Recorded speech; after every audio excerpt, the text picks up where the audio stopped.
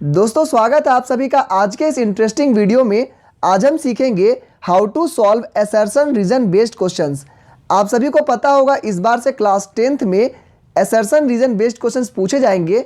तो दोस्तों इसे सॉल्व करना कोई पहाड़ तोड़ने के जैसा नहीं है, बस आपको सिंपल से कुछ स्टेप्स मालूम होने चाहिए। अगर आप सारे प्रोसेस को जानते हैं तो आप बहुत ही आसानी से असर्शन रीजन बेस्ड क्वेश्चन को सॉल्व कर सकते हैं और बहुत ही कम समय में आप इसका आंसर निकाल सकते हैं। तो दोस्तों आज के इस वीडियो में मैं आपको सिखाऊंगा कुछ ऐसे सिंपल स्टेप्स, ऐसे ट्रिक्स जिससे कि आप असर्शन और रीजन बेस्ड क्वेश्चन को सॉल्व कर सकते हैं और आप बहुत ही कम समय में राइट आंसर को इजीली निकाल सकते हैं। तो चलिए आज का वीडियो को स्टार्ट करते हैं।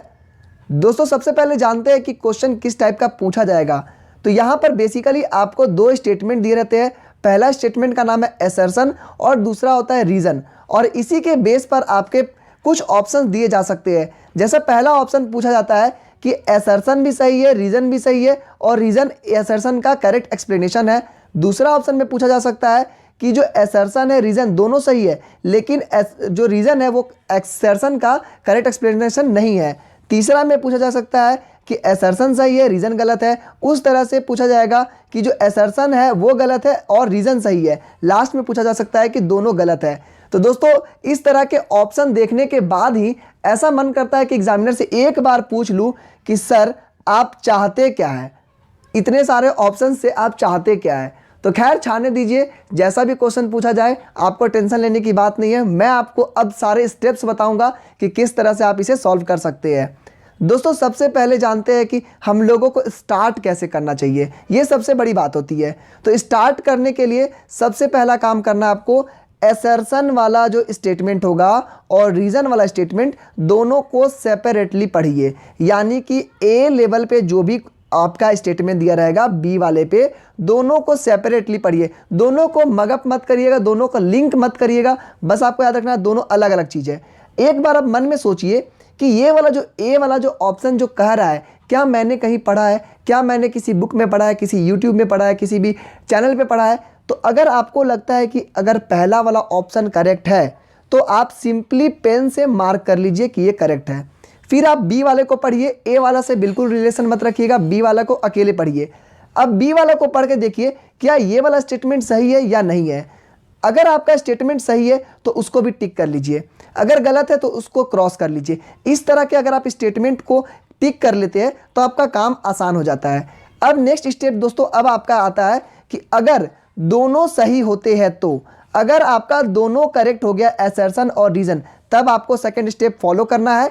अगर आपका असर्शन और रीजन दोनों में से कोई भी एक गलत हो जाता है तो आपका इजीली आंसर निकल जाएगा। अभी मैं आपको एक एग्जांपल से समझाऊंगा।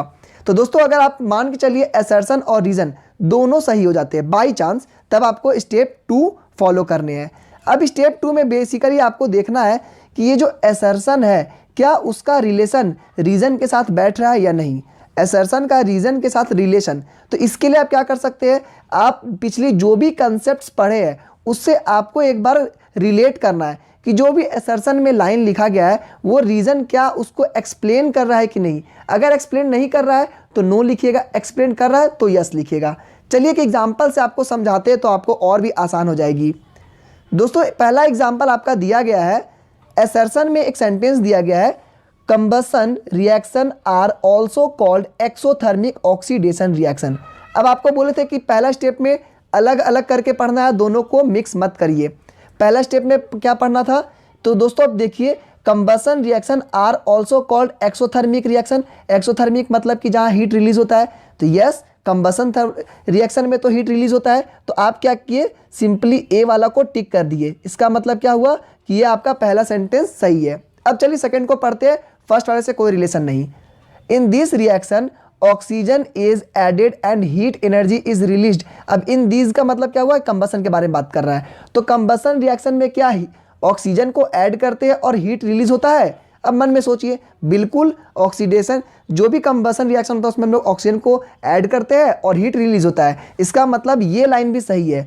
अब आपका प्रॉब्लम क्रिएट हो गया, दो सही है, इसका मतलब स्टेप 2 फॉलो करना है। अगर दोनों में से एक भी गलत होता तो स्टेप 2 फॉलो नहीं करना पड़ता। तो अब दोनों सही है तो स्टेप 2 चलिए फॉलो करते हैं। अब देखते हैं क्या ये जो रीजन है वो असर्शन को सेटिस्फाई कर रहा है नहीं। तो कैसे देखेंगे, तो ये सबसे पहले आप स्टेटमेंट देखिए, कि कंबसन रिएक्शन एक्सोथर्मिक रिएक्शन होता है, बिल्कुल। अच्छा, रिएक्शन होता क्यों है एक्सोथर्मिक? क्योंकि उसके अंदर से हीट एनर्जी रिलीज होता है। तो जो सेकेंड वाला लाइन बता रहा है वो इसी का तो रिजल्ट बता रहा है।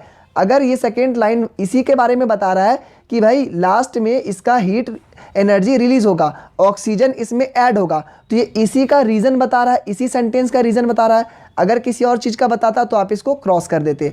तो इसका मतलब असर्शन भी सही, रीज़न भी सही और एक्सप्लेनेशन भी है। समझ में आ गया? तो आपको 2 ऑप्शन सही रहेंगे, तब आपको एक्सप्लेनेशन चेक करने हैं। नेक्स्ट दोस्तों एक और एग्जाम्पल देखते हैं। तो एक और एग्जाम्पल क्या है? Sodium and potassium is stored under kerosene. तो आप पहले देखिए, सोडियम पोटेशियम को क्या हम लोग केरोसिन में रखते हैं? बिल्कुल, आप सभी ने पढ़ा है कि इसको केरोसिन में रखते हैं। ठीक है, ये स्टेटमेंट क्या हो गया आपके लिए? करेक्ट हो गया। नेक्स्ट देखिए, sodium potassium belongs to group 1A so they are alkali metal. अब बोल रहा है क्या सोडियम पोटेशियम अल्कली मेटल इसलिए क्योंकि ग्रुप 1A में है। तो बिल्कुल हम लोगों ने पीरियोडिक टेबल में देखा है कि सोडियम पोटेशियम ग्रुप 1A में रहता है और इसीलिए अल्कली मेटल भी कहते हैं। तो ये सेंटेंस भी बिल्कुल करेक्ट हो गया। तो यानी ए और आर दोनों करेक्ट हो गया। अब आपको क्या करना है? स्टेप 2 फिर फॉलो करना पड़ेगा। स्टेप 2 में अब क्या बोलता है, क्या इसका रीज़न है?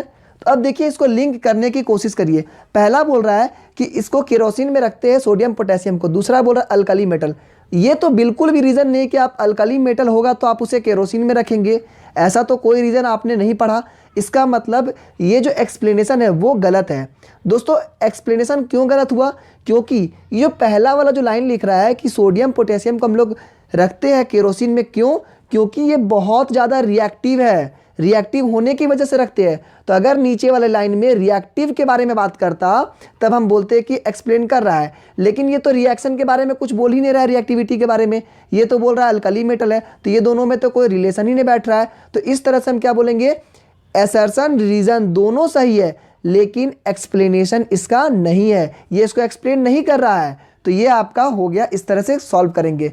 तो दोस्तों हम लोगों ने देखा कि किस तरह से सॉल्व करेंगे। सबसे पहले तो आपको देखना है, टिक कर लीजिए ए और बी में से कौन सा ऑप्शन सही है, कौन सा गलत है। अगर दोनों करेक्ट होते हैं तब आपको स्टेप आगे फॉलो करना है। अगर कोई एक भी गलत हो जाता है या दोनों गलत हो जाता है तब तो आपका आंसर इजीली निकल जाएगा। आई होप कि दोस्तों आप लोगों को आज का वीडियो अच्छा लगा होगा। इसी तरह के इंटरेस्टिंग वीडियो को देखने के लिए हमारे चैनल को सब्सक्राइब कर लीजिए, बेल आइकन दबा लीजिए। हमारा मोटो है लर्न सिंपल लर्न इजीली, यानी आपको बहुत ही आसान शब्दों में कम समय में आपको बेहतरीन कंटेंट प्रोवाइड करने का हम पूरी कोशिश करते हैं। आज के इस वीडियो में दोस्तों इतना ही। Thank you and have a nice day.